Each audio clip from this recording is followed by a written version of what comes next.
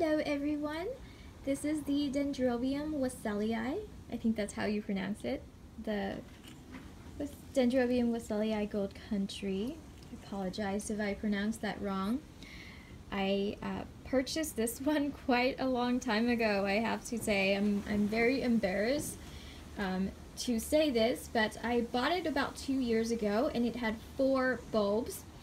And it was a division from a mature plant, so it was supposed to be and ready to be blooming, but for the last 2 years it's done nothing but grow very slowly, but it's grown to quite a bunch of new bulbs.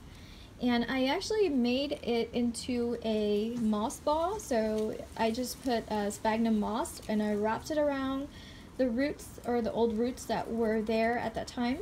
And what it's done is every time it puts out new roots, the roots have sort of just come back to this ball, which is pretty great because the roots are wrapping around the ball like there and all around.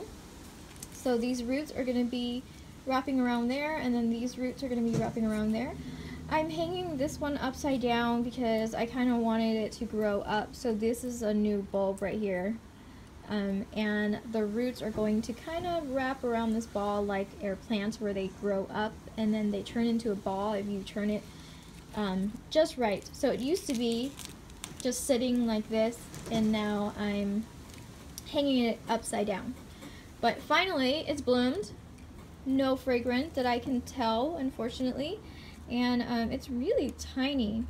And the reason why I'm embarrassed to talk about this plant is because, of course, that it was already blooming size 2 years ago, and everyone was telling me just how easy it is to bloom it.